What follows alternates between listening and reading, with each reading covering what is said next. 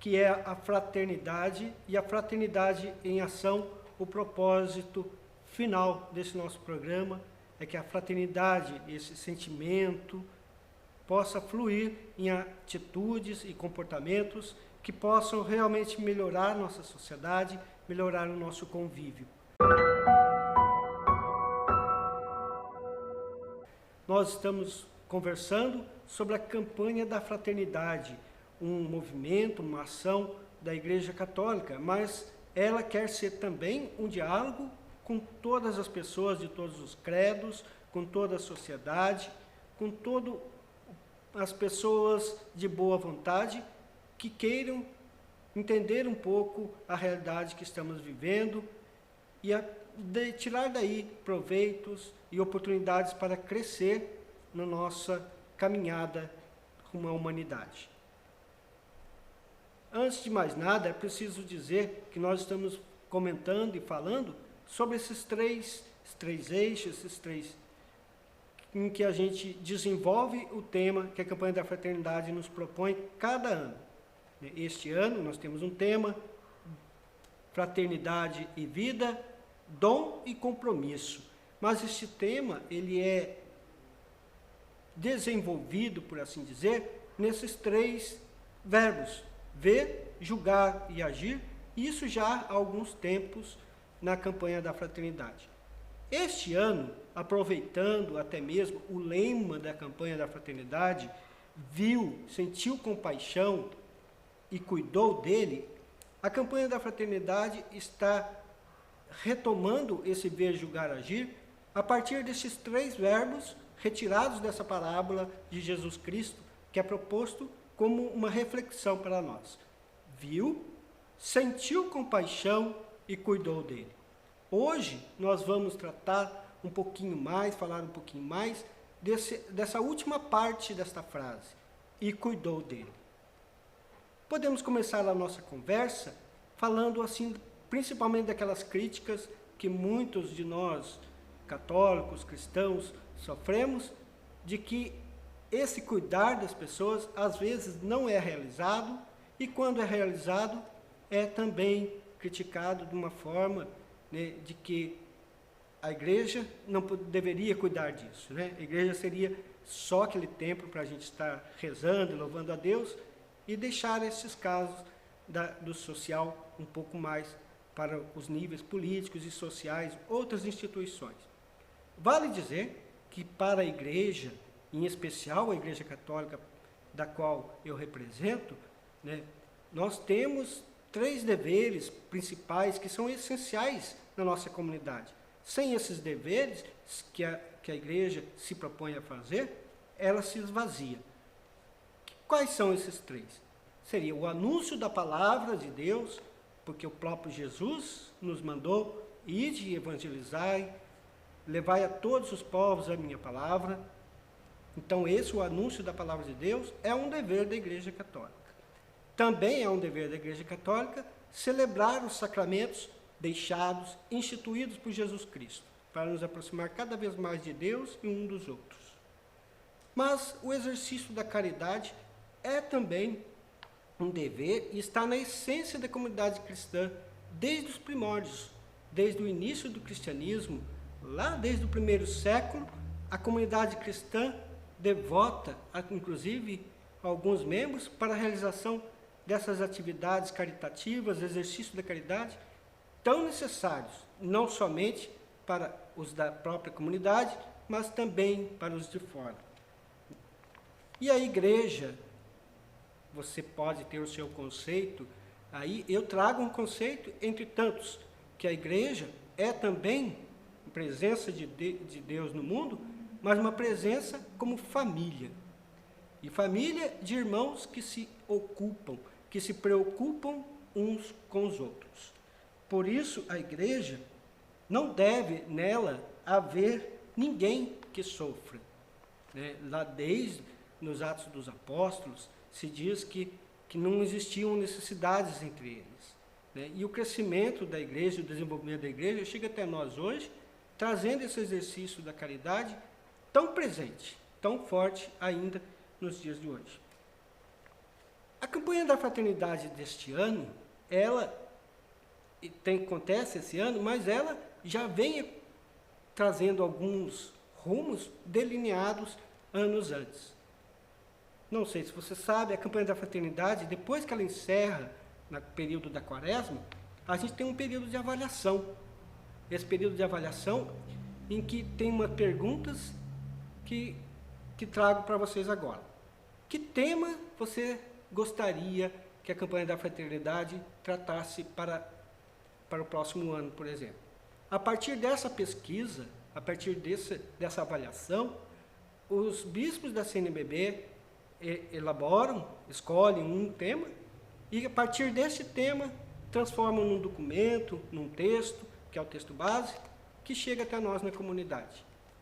Pois bem, essa campanha da fraternidade desse ano, há 3 anos atrás, ela foi proposta a partir dessa pesquisa.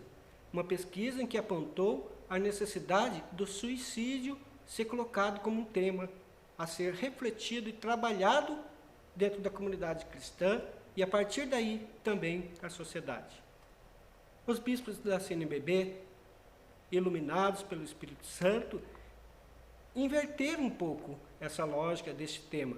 Ao invés de falar de suicídio, nós queremos falar de vida.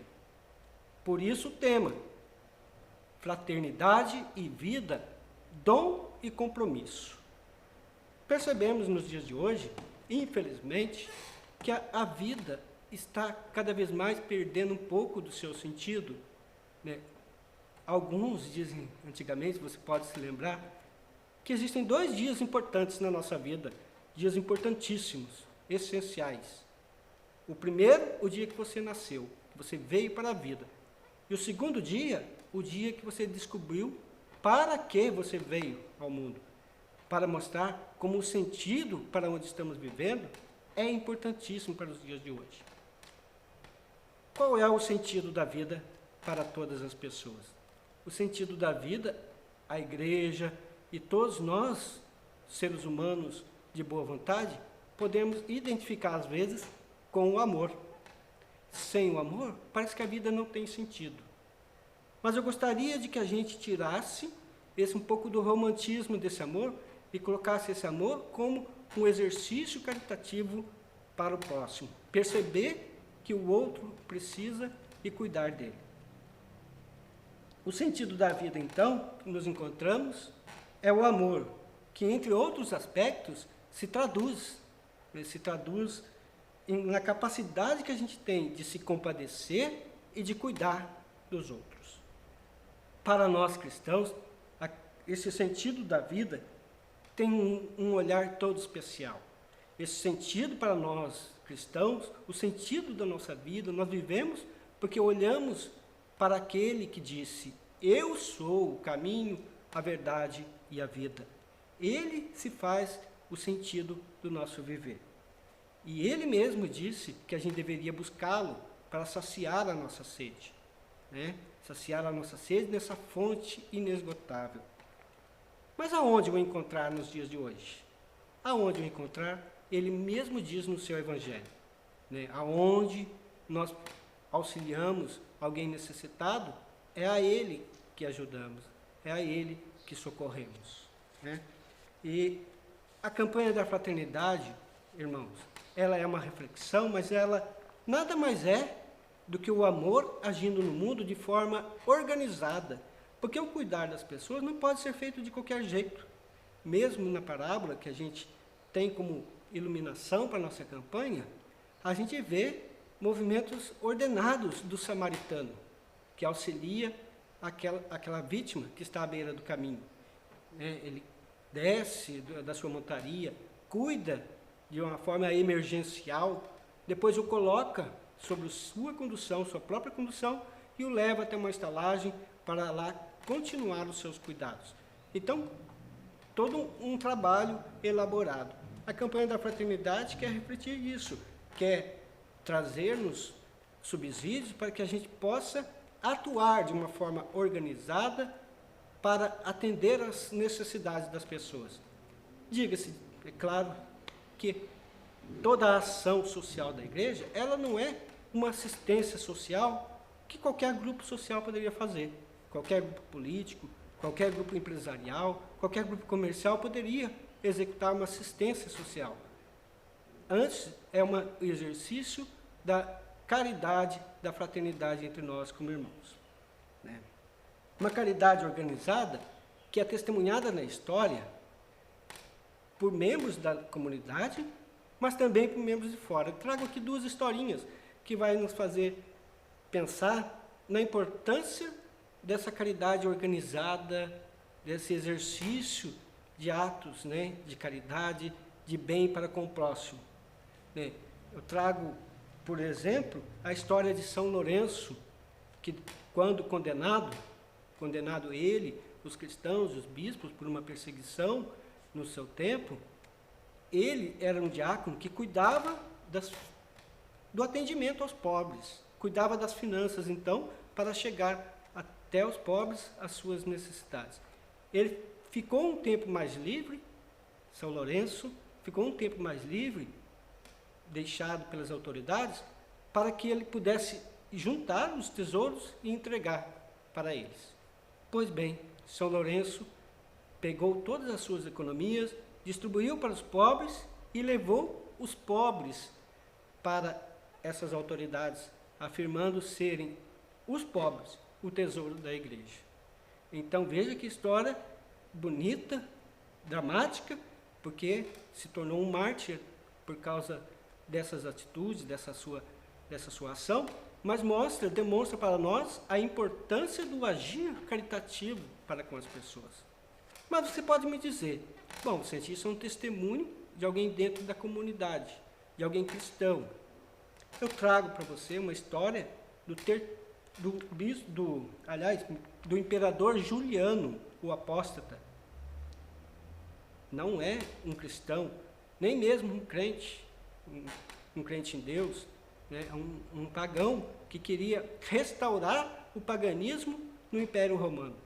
Né? O cristianismo era já conhecido, desenvolvido no Império Romano, mas ele, como imperador, não gostando dos cristãos, queria renovar o paganismo, que era a religião antiga dos romanos.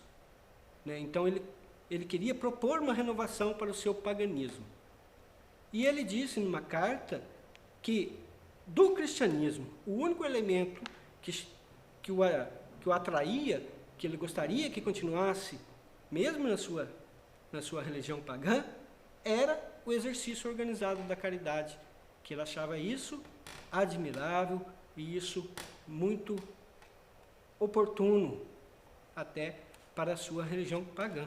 Veja que o testemunho mostra que até mesmo de fora da comunidade reconhece a importância do agir social da nossa igreja.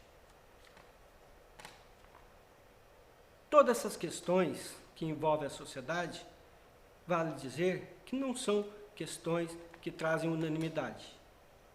Uma coisa é preciso a gente trazer para a nossa conversa. Uma sociedade justa talvez não precisaria dos nossos exercícios caritativos. Alguns pensam assim.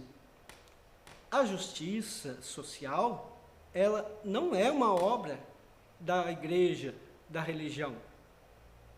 Ela é uma obra da política. Mas nem por isso os grupos religiosos estão isentos de lutar pela justiça, de estar do lado dos injustiçados, daqueles que menos são enriquecidos na sua vida, aliás, muito contrário, são empobrecidos, são miseráveis, não têm a sua capacidade, né, desenvolvida. A igreja, os grupos religiosos precisam estar do lado deles. Dom e compromisso que a vida tem para cada um de nós. A vida de cada um é um dom, é um presente de Deus para nós. Né? O primeiro, maior presente que você tem na sua vida é a sua vida. Sem a sua vida, a felicidade, a prosperidade, qualquer outro dom, qualquer outro benefício e bem que você deseje, não acontecerá.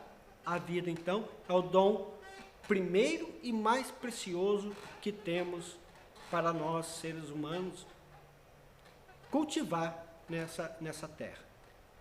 Mas a campanha da fraternidade nos lembra que ela não é só um presente maravilhoso, ela é também um compromisso, porque a vida nos traz essa preocupação, essa ocupação com o próximo, como para que dá sentido para a nossa vida. A campanha da fraternidade, no seu momento agir, vai nos mostrar algumas atitudes desejáveis na comunidade cristã e também fora dela, algumas atitudes que vão mostrar algumas dimensões do ser humano. Vão tocar todas as dimensões do ser humano, porque o ser humano é necessitado no seu físico, mas ele é necessitado também no seu espírito e no seu social, nas suas relações. E é nessas dimensões que a campanha da fraternidade quer iluminar com algumas atitudes elogiáveis e desejáveis para cada um de nós. Num nível pessoal, acredito eu, você pode até não concordar, mas talvez seja o nível que a gente precise mais trabalhar, ou primeiro trabalhar. É lógico, todos os níveis são importantes, não vamos aqui fazer relações de importância, mas o nível pessoal nos lembra até aquela velha máxima: se a gente quer a mudança do mundo, a mudança das coisas sociais, a primeira mudança deve existir no seu nível pessoal. A campanha da fraternidade nos lembra isso, nos lembra que essa mudança de mentalidade, essa mudança de preocupar-se com o outro, uma empatia cada vez maior pelo próximo, um olhar para o sofrimento e as necessidades do próximo, como a gente estava dizendo nos outros encontros, o sofrer do outro não é só sofrer do outro. Como família humana, o sofrer do outro é também sofrer meu. É um sofrer nosso. E isso a gente precisa trabalhar no nosso nível pessoal. Trabalhar, exercitar e crescer, para que a gente possa enxergar cada vez mais que a fraternidade é um caminho para vivermos melhor. Um nível, talvez, importantíssimo para a gente trabalhar a partir da campanha da fraternidade é a renovação familiar. A família é uma instituição que é muito agredida nos dias de hoje, muito violentada através das mídias sociais, que são mídias sociais e infelizmente estão se tornando mídias antissociais, né? Mas a família, ela é muito violentada através, inclusive, de legislações. As famílias são atacadas por todos os lados, pelas nossas autoridades, por outras famílias. Enfim, as nossas famílias precisam de uma proteção também. Por quê? Porque elas são importantíssimas para Deus e para a sociedade. O texto base nos fala que a família, você pode ter várias denominações de família, definições de família, mas o texto base nos traz uma importantíssima que eu queria trazer para a sua reflexão, que a família é um lugar onde a vida, que é um dom de Deus, ela é acolhida, ela é protegida, e é a partir dali que ela cresce, que ela é desenvolvida. E precisamos, dentro das atitudes da campanha da fraternidade, elaborar algumas atitudes que protejam a família, que resgatem a autonomia, a autoridade da família, que resgatem, enfim, o convívio familiar, que nesses dias de pandemia ficou cada vez mais latente, ficou mais visível. Como nós precisamos de estar nos relacionando como família cada vez mais. Essa renovação familiar, então, tão necessária a partir das reflexões que possamos fazer da campanha da fraternidade. Mas a campanha da fraternidade também quer olhar para si, para a sua comunidade, e perceber que a comunidade cristã ela precisa ser revitalizada, principalmente nesses exercícios caritativos, né? Diante do olhar individualista, um olhar de indiferença que existem muito nos dias de hoje, a comunidade, nossas comunidades, elas devem ser um oásis de misericórdia. As pessoas precisam encontrar alívio para as suas necessidades, alívio para os seus problemas, para os seus sofrimentos, e a comunidade cristã precisa ser esse oásis, esse lugar em que as pessoas possam se encontrar melhor. E para isso precisamos revitalizar, colocar nova vida nas nossas comunidades. E também um outro nível, aí um nível um pouco mais político, de trabalho social, é o nível cultural, e que a campanha da fraternidade não deixa de tocar, não deixa de conversar e de falar sobre isso. Porque nós precisamos, como comunidade cristã, mas também como seres humanos e como cidadãos, denunciar uma cultura da morte tão presente nos dias de hoje. Uma cultura de ódio, de violência, de intransigência, cada vez mais forte nos dias de hoje. E precisamos anunciar uma cultura da vida, uma cultura de perdão, de reconciliação, de resiliência, de empatia, uma cultura que produza vida e não a morte. Veja que cultura aí você pode entender, né, como um movimento cultural, mas na verdade uma cultura que quer nos lembrar de cultivo, cultivar a vida, né, cultivar a vida através desses exercícios de perdão, de reconciliação, de amizade, né, de preocupação um com o outro, de empatia. E a campanha da fraternidade, finalmente, no seu finalzinho do texto base, né, ela vem falar de algumas atitudes. Ela traz um elenco de várias atitudes, e eu não quero aqui cansar, né, a nossa conversa, delineando todas elas. O texto base é um texto muito acessível, que eu recomendo, se você puder, principalmente o texto base desse ano, adquira ele. Você não vai se arrepender, não. Está sendo muito bem, foi muito bem elaborado o texto dele. Então, como eu estava dizendo, no final dele, ele traz algumas atitudes para a gente trabalhar em todos esses níveis que a gente colocou. Nível pessoal, familiar, comunitário e social. Precisamos trabalhar todos esses níveis e ela elenca algumas atitudes. Eu quero trazer só apenas algumas, porque ela traz algumas atitudes que quer resgatar na comunidade e entre nós aqueles verbos que precisamos exercitar um com o outro. Primeirar, envolver, acompanhar, frutificar, festejar. Primeirar, que é isso? Primeirar é eu tomar atitude, eu ir à frente, né? Eu dar o primeiro passo para aquele que está chegando, necessitado da minha atenção, mas também dar o primeiro passo de ir. E isso é a beleza da Igreja em Saída, tão pregada pelo nosso Papa Francisco. Primeirar. E dessas atitudes, uma eu trago aqui para você, que é inclusive o que a gente está fazendo agora. Ampliar o diálogo. Nós, como igreja, não queremos impor uma doutrina, um modo de viver, um modo de conviver, mas nós queremos propor um diálogo aberto, sincero, respeitoso entre todos os níveis, todos os grupos sociais. Isso no nível pessoal, no nível comunitário, mas principalmente no nível familiar. É preciso ampliar o diálogo, né? O diálogo que às vezes tem se tornado muito monossilábico. Precisamos ampliar esse diálogo para a partir daí falar de nós e falar do outro e assim nos reconhecermos como irmãos.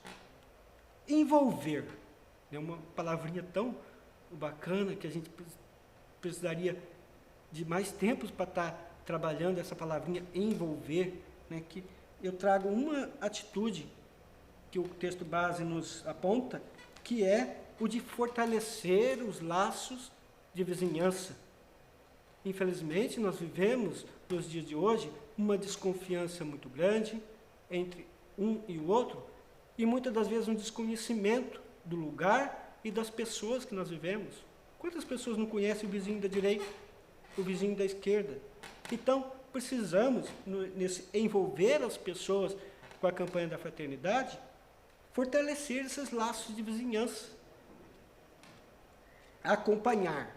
E também aí, um nível muito importante que eu recuperei e trago para você, que é o potencializar e acompanhar a liderança. Como nós precisamos de lideranças boas, como nós estamos vivendo uma crise de liderança nos dias de hoje, de lideranças que pensem no bem comum, no bem das pessoas, que pensem nesse exercício de caridade para todas a sociedade. Nós precisamos, então, de acompanhar as pessoas, potencializar as pessoas que têm esse carisma, né, de estar trabalhando pelo bem comum, e estar acompanhando eles, para que possam ter um sustento, para que possam ter alguém que o acompanhe finalmente. Frutificar. Aí uma frase bonita que o texto base nos traz, que já não é só do texto base, já tem de outros documentos, vem do Papa inclusive, que nos fala que a gente precisa olhar para toda essa realidade que é cruel, que é dura, cheia de necessitados, mas precisamos também não perder, veja que frase bonita, não perder a paz por causa do joio, sendo que na sociedade, na família, no nível pessoal, no nível de comunidade, existe muito trigo que possa se transformar em pão e pão da vida. Então, vejam bem como essa frase frutificar, dentro do frutificar, nos traz esperança, né? Não perdemos a nossa paz por causa do joio, dos sofrimentos, mas revitalizarmos a nossa alegria por causa do trigo, redescobrindo assim a esperança no meio de nós. E finalmente, nesse outro verbo que traz algumas outras atitudes, que você com certeza vai olhar lá no texto base, que fala sobre o festejar, né? E lá tem uma frase que também é importante nos dias de hoje: favorecer as amizades. Como as amizades estão cada vez mais líquidas, como as relações entre nós, seres humanos, estão cada vez mais volúveis.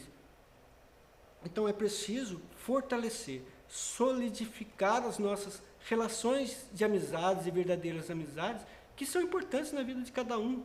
Quem não precisa de amigo ou de vários amigos, né? Como o rei Roberto Carlos pregou certas vezes, quem não quer ter 1 milhão de amigos?